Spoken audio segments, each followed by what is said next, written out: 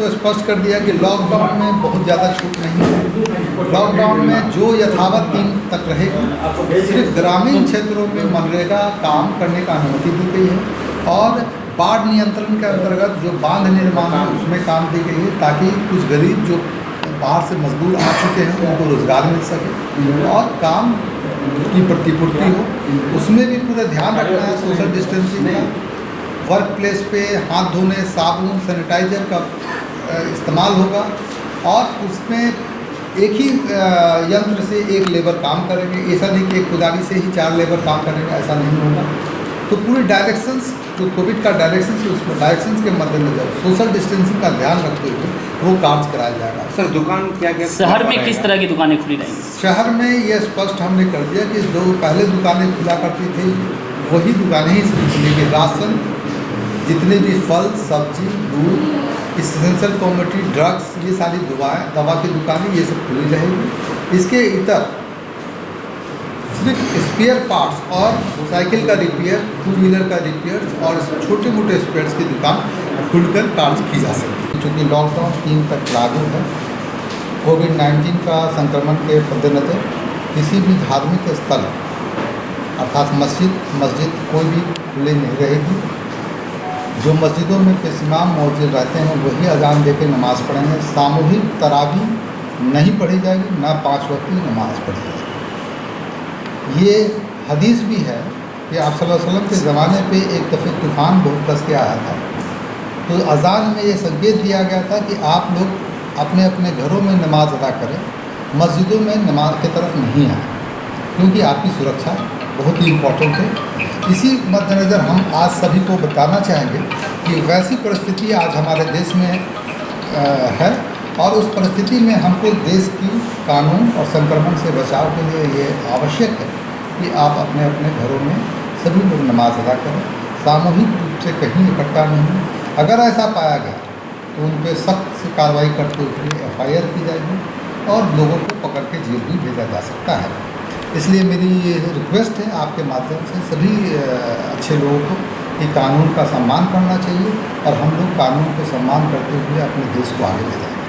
तो इसके लिए धर्मगुरुओं की मदद ली जाएगी क्या सर? इसके लिए हम सही ऑफकोर्स धर्मगुरु, नेता और जो जनप्रतिनिधि हैं, सामाजिक कार्यकर्ता हैं, उनकी भी हम बैठक टुकड़े टुकड़े में करेंगे। जगह जगह पे हम लोग जाकर ही करेंगे और उनसे समझाने का और प्रयास करेंगे और उनसे हम समर्थन का अपील करेंगे। जिन दुकानों को आप मतलब सरकार द्वारा खुलने की इजाज़त दी गई है, उनको कई बार ऐसा होता है कि उनका जो बाहर से माल आता है तो वो उनको लाने जाते हैं या फिर बैंक का मामला रहता है, तो वैसी सूरत में बाइक वो लेके निकलते हैं और पास नहीं बन पा रहा है, तो उन लोगों के साथ क्या होगा और क्या तैयार की? बाइक में स्पष्ट है कि बाइक में 2 गाड़ी चलने का परमिशन है, लेकिन कोविड-19 के मद्देनजर बाइक पे एक ही आदमी आ जा सकता है, पहला चीज़। दूसरा चीज़, बाइक की सभी कागजात होना आवश्यक है। ड्राइविंग लाइसेंस चालक का होना आवश्यक है, हेलमेट और जूता में होना आवश्यक है। अगर ये चीज़ नहीं होगा तो बाइक जब्त होगी, फाइन देकर ही छूटेगा। अगर वो बैंक आ रहे हैं या सिंगल है तो और कागजात है तो उसको कोई प्रॉब्लम नहीं होगा, वो दिखा देगा वैलिड डॉक्यूमेंट हम जाने। इतना पास निर्गत करना संभव नहीं है ना। से सबसे इम्पोर्टेंट चीज़ हम ये बताना चाहते हैं, जो बैंकों में भीड़ लग रही है वो एक अफवाह चल रही है। हम अफवाह पे नज़र बनाए हुए हैं, पुलिस उस पर बहुत पैनी नज़र रख रही है, उसकी साइबर सेल, और वैसे लोगों पे FIR करेंगे जो अफवाह फैलाते हैं कि आपकी सब्सिडी के अमाउंट जो आपके अकाउंट में गया है अगर निकाल लें, नहीं तो आपका वापस हो जाएगा। ये अफवाह चल रही है। अगर ये अफवाह पे हम जहाँ से ऑरिजिनेट होगा और जिस लोग शेयर करेंगे वो सब भागी बनेंगे अफवाह के, और उन पर हम प्राथमिकी दर्ज करते हुए उनको जेल। कोटा का मामला है जहाँ से सरकारी अनाज मिलता है, कई जगहों पे रेट को लेकर भी मतलब शिकायतें आ रही है और कई जगह पे सामान कम देने का भी मामला है, तो ऐसे में आप क्या कहें? बिल्कुल आपका कहना जायज़ है। कुछ जगह पे प्रखंड से हमको शिकायत आई है, सब कुटबद्ध की जा रही है, उनको पहले शो कॉज किया जा रहा है। अगर मामला गंभीर है तो उनके लाइसेंस को रद्द किया जाएगा। अगर वो माल बेच लेते हैं और नहीं देते हैं तो उन पर प्राथमिकी भी दर्ज की जाएगी, साथ ही उसके लाइसेंस को भी रद्द किया जाएगा। सर ऑनलाइन होने के कारण कितने लोग, बहुत सारे लोगों का नाम नहीं उसमें शो कर पा रहा मशीन में, तो ऐसे लोगों के साथ क्या लाभ होगा? मैं आपको बताना चाहता हूँ कि हमारे इस ज़िला में 78,576 आवेदन पत्र पिछले 3 वर्ष से प्राप्त हुए RTPS के माध्यम से। जिसमें पहले हम लोगों ने 26,240 आवेदन स्वीकृत करके राशन कार्ड बनाया था और 51,963 आवेदन अस्वीकृत हो गए थे। क्योंकि सरकार ने रिविजिट और रिव्यू का आदेश दिया, उसके आलोक में हम लोग 51,963 आवेदन को कल रात तक हम लोगों ने रिव्यू कर लिया और उसके उपरांत इस जिला में फिर से 20,324 आवेदन स्वीकृत होकर उनका राशन कार्ड हम लोग निर्गत करने जा रहे हैं।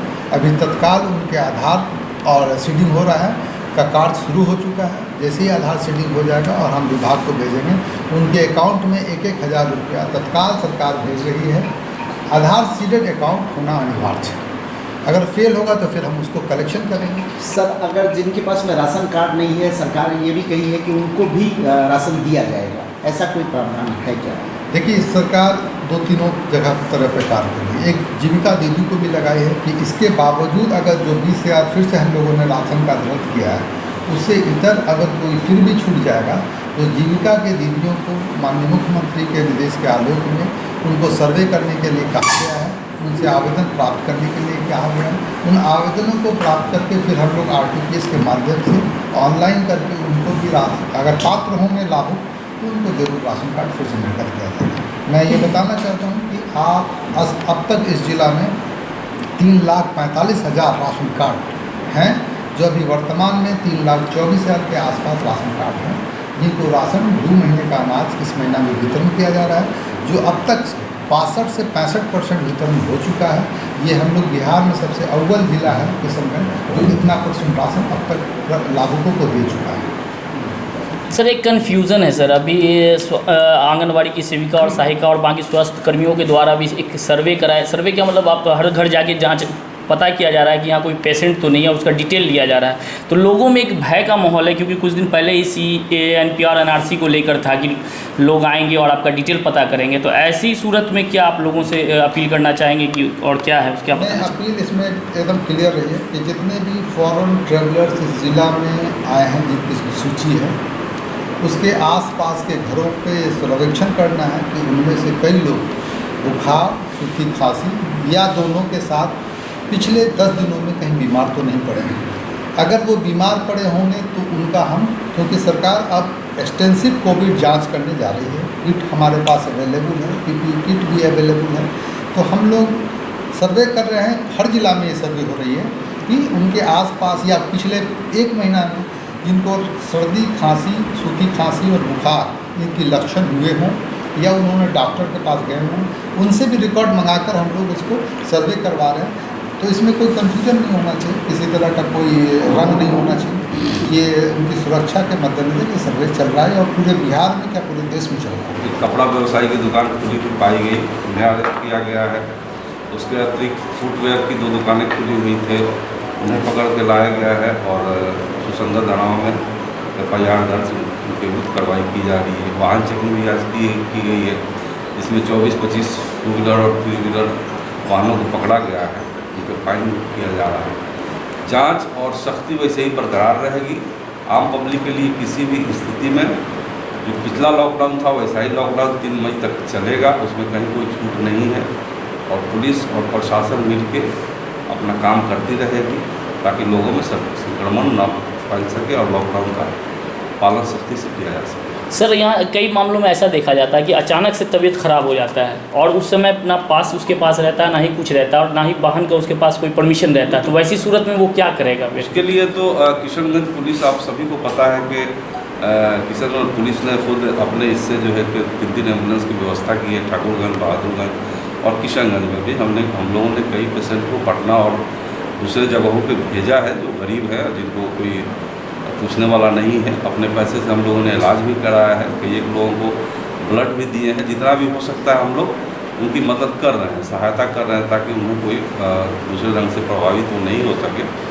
अगर इस तरह का कोई भी बात आती है तो हम लोग उस पर कार्रवाई करते हैं, उनको मदद पहुँचाई जाती है। मतलब कुल मिलाकर अगर ये कहा जाए कि वैसे लोगों को पुलिस से मदद लेना है, खुद का वाहन निकाल के ये नहीं कर सकता? नहीं, वैसे नहीं वो या तो मतलब बिल्कुल नहीं। अगर उस तरह की कभी आवश्यकता पड़ती है, आप सूचित करें हमको, हमारे थानेदार को करें, हम लोग उनको हत्ता इम्कान जितना हो सकेगा हम लोग मदद करेंगे, सहायता देंगे।